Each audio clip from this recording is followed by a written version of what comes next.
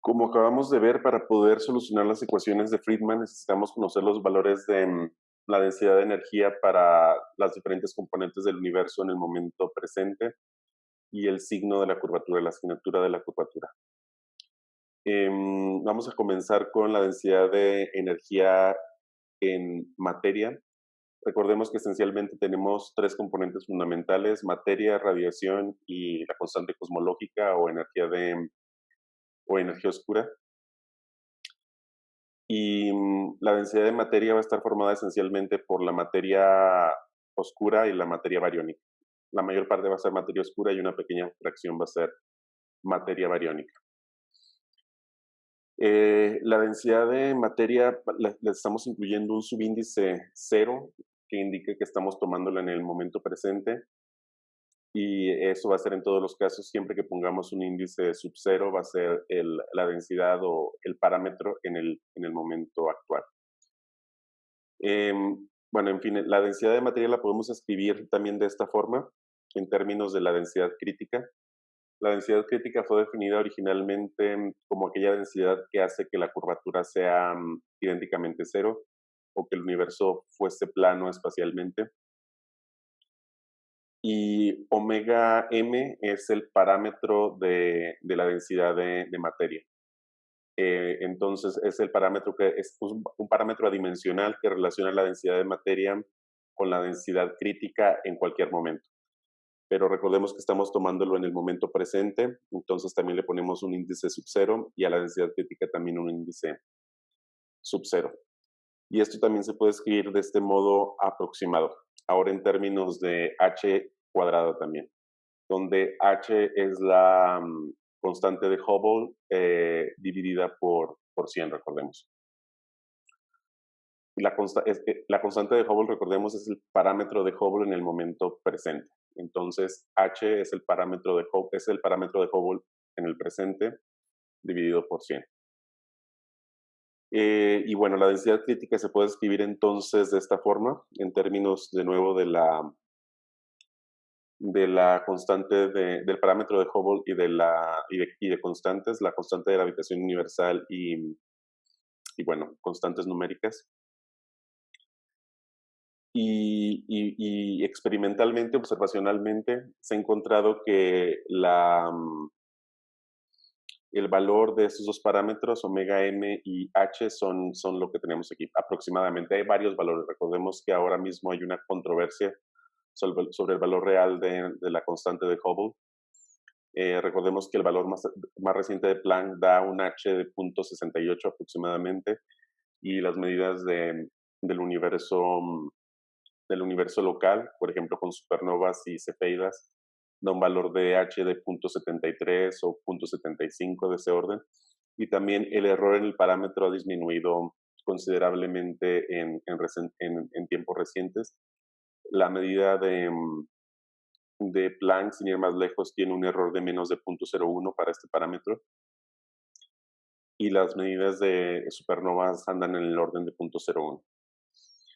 Y el valor de omega mater tampoco es, de omega m, tampoco es necesariamente 0.27 como está aquí. Hay varias determinaciones, pero digamos que está en un rango de alrededor de 0.3 también. Y esto depende también cómo se haya medido. Pero estos son parámetros indicativos, digamos. Solo para recordar que no son los parámetros definitivos y que hay toda una gran parte de la investigación que se está concentrando en encontrar cuánto valen esos parámetros. Para el caso de la radiación, si se quiere, tenemos medidas más directas o precisas, en cierto modo.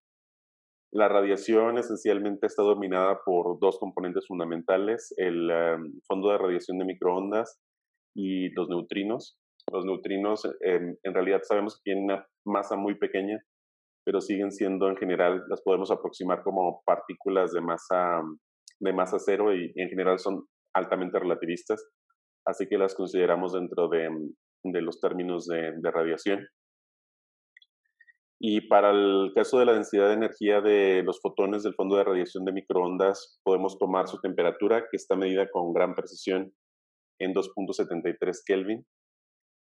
Y De ahí podemos deducir su densidad de energía a partir de la constante de Stefan Boltzmann directamente y por lo tanto nos da un valor bastante bien conocido en el tiempo presente, este valor. Ahora, también lo podemos escribir en términos de un cierto parámetro omega gamma, que es el parámetro de densidad en términos de nuevo dividido por la densidad crítica para los fotones. Y se puede escribir entonces de esta forma. De nuevo, vemos que aquí aparece de nuevo la dependencia con el valor de la constante de Hubble. Y eso viene, de hecho, por la definición de densidad crítica. Ahora bien, en el caso de los neutrinos, sabemos que su temperatura se puede escribir de esta forma, como 4/11 a la 1/3 de la temperatura de los fotones. Y la densidad de energía de los neutrinos se puede escribir de esta forma en términos de la densidad de energía de los fotones. De los fotones del fondo de radiación de microondas. Esto lo vamos a ver más a detalle un poco más adelante, pero todos esos factores tienen que ver con el hecho de que los neutrinos sean fermiones y con el hecho de que solo tengan un spin y no dos como los fotones. Bueno, al final combinando estos dos términos, tanto el término de el término de densidad de fotones del fondo de radiación de microondas y la densidad de los neutrinos, nos va a dar este valor para la radiación en el momento presente, la densidad de energía en radiación en el momento presente, o expresado en términos del parámetro dimensional de radiación, de densidad de energía de radiación, nos queda de nuevo de esta forma en términos también de la constante de Hubble en el presente.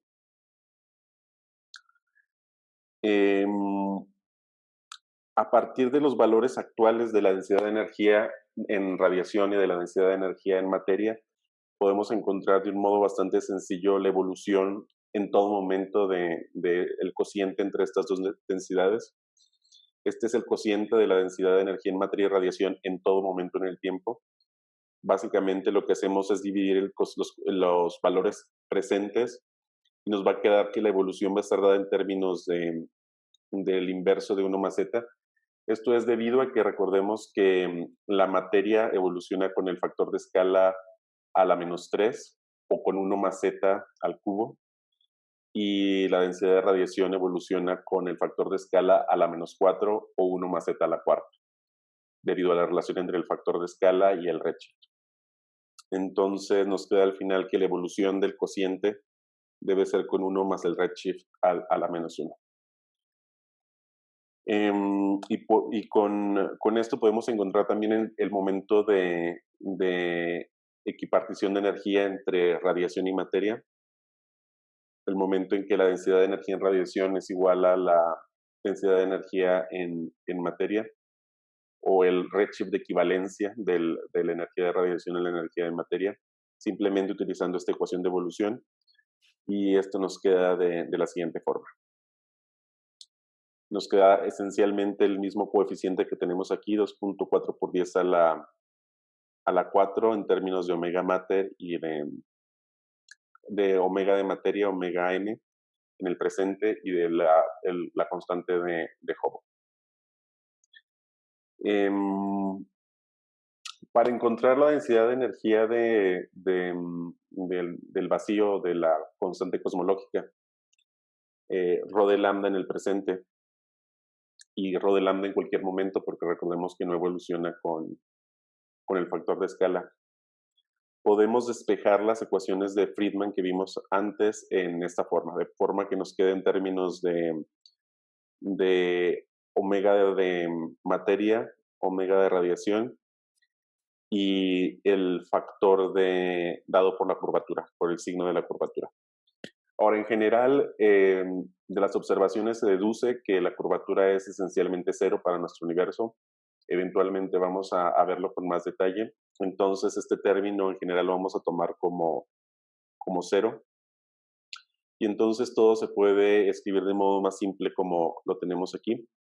Entonces, la densidad de energía la constante cosmológica o de energía oscura en el presente está dado en términos de la densidad crítica y multiplicado por la diferencia que hay entre uno, la densidad de materia, y la densidad de radiación.